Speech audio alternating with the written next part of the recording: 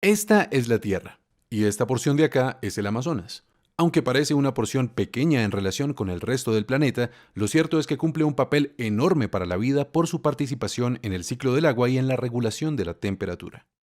Vamos a hablar sobre esto y del papel que tiene la vida animal para ver la importancia de garantizar la conectividad entre la cordillera de los Andes, la Amazonía y el Océano Atlántico.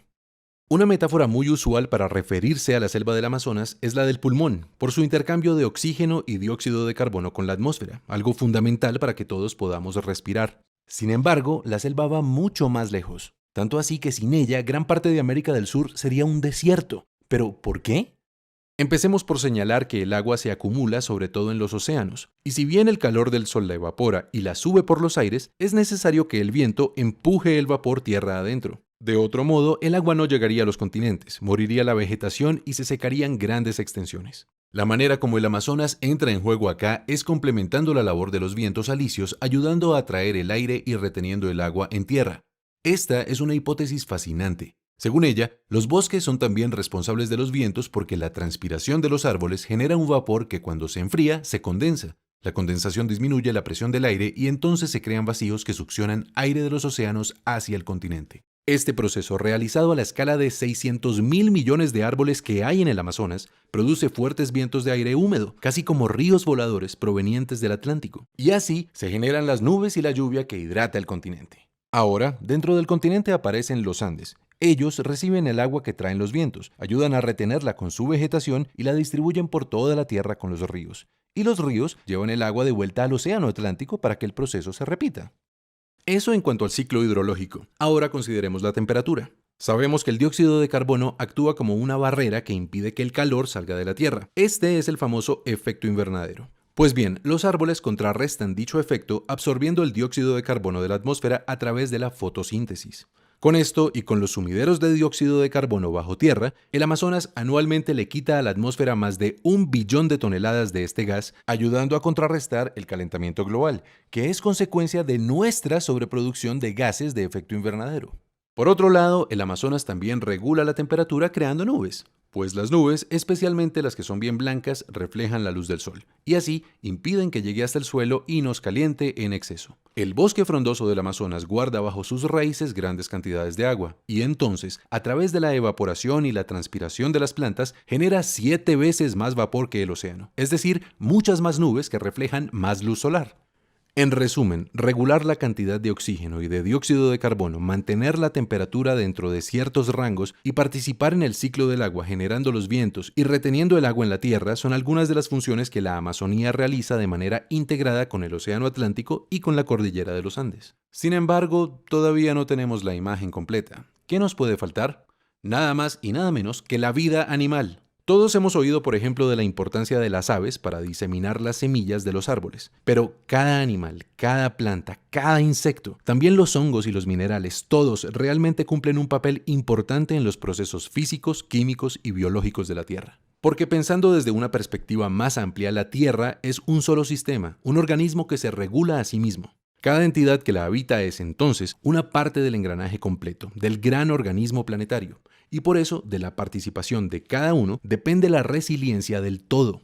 Los animales hacen una contribución notoria con sus posibilidades de desplazamiento y con sus metabolismos, pero hay un animal bastante particular, capaz de transformar de maneras nunca antes vistas la Tierra: el hombre. El mundo está poblado por distintas culturas con prácticas y creencias diversas.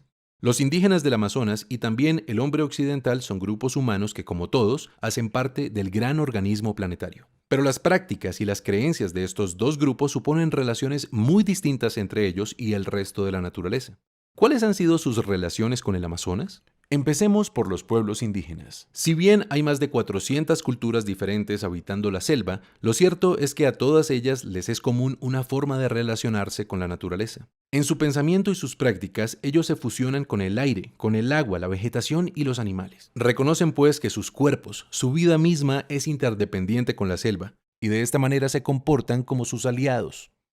Son miles de años de relación entre el Amazonas y los pueblos indígenas en los que la vida ha sido perfectamente sostenible con toda su diversidad. Y sería un error suponer que lo logran porque no transforman la naturaleza. Hay evidencia de que una décima parte de la tierra alta del Amazonas fue suelo fértil creado por ellos para ser aprovechado. Se sabe también que han afectado la selección de especies por su utilidad en la alimentación y los rituales. Y en todo caso, llegaron a ser millones de personas habitando el bosque. ¿Cómo han logrado ese equilibrio? Con conocimiento. En la educación indígena se prepara al individuo para vivir en armonía con el entorno natural y social en que nace. Ellos se transmiten el respeto por los espíritus guardianes del universo, que los llevan a hacer un uso responsable de los recursos y a entender que el consumo afecta el flujo y la distribución de la energía en el sistema global. De forma que sus prácticas son coherentes con estas ideas y buscan mantener el balance que afectan con sus acciones. Así, por ejemplo, los indígenas del Amazonas solían cambiar la ubicación de sus asentamientos cada 20 años, con el propósito de permitir que la naturaleza se regenerara. ¿Y los occidentales? Bueno, su relación ha sido distinta. En lugar de sentirse como un ser integrado dentro de la totalidad, los occidentales se han concebido de manera separada. En su proceso de construcción cultural suelen crear una dicotomía particular entre naturaleza y sociedad. A la naturaleza acuden insistentemente en busca de la materia que les permite crear y sostener el espacio que construyeron para sí, la ciudad. Por eso, el Amazonas ha sido para ellos fuente de madera y petróleo e incluso un estorbo para la ganadería, entre muchas cosas que, en últimas, destruyen el equilibrio entre la selva y sus habitantes. Ha sido, pues, una comprensión insuficiente del equilibrio natural con consecuencias indeseables para la vida misma. Y solo hasta ahora, el occidental empieza a entender la importancia de que su civilización crezca de manera sostenible. Precisamente por eso es que hemos empezado una gran discusión ecológica global. Hoy queremos decir que un paso muy importante en dirección de la sostenibilidad es garantizar la preservación del Amazonas y su conectividad con la cordillera de los Andes y el Océano Atlántico, porque resulta que todas las funciones ecológicas que realiza este ecosistema no las hace solo como una suma de árboles y ríos, de ninguna manera.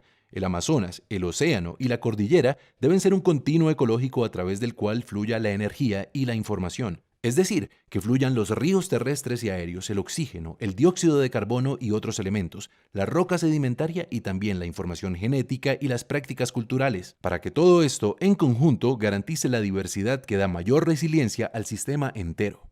La labor que se ha hecho hasta ahora ha sido muy importante y ya está cubierto gran parte del territorio que necesitamos integrar en modelos sostenibles. Los gobiernos han puesto de su parte para crear áreas protegidas y reconocer territorios indígenas, pero nos siguen faltando algunas zonas entre esos parches que garanticen la conectividad. Una conectividad que no solo fortalecerá los servicios ambientales, la resiliencia del planeta y la estabilidad climática, sino que nos dará la oportunidad de articularnos con los pueblos indígenas para repensar nuestra relación con la tierra.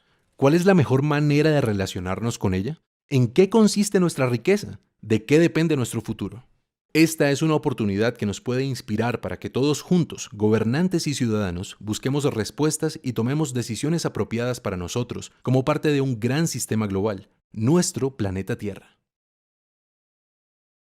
Para hacer esto posible, hemos creado la Alianza Noroamazónica por la Conectividad de Bosques y Ríos para el Bienestar de Todos, un grupo de organizaciones que trabajamos bajo la convicción de que vivir en armonía con el medio ambiente y con otras formas de ver el mundo es posible, más aún es un derecho.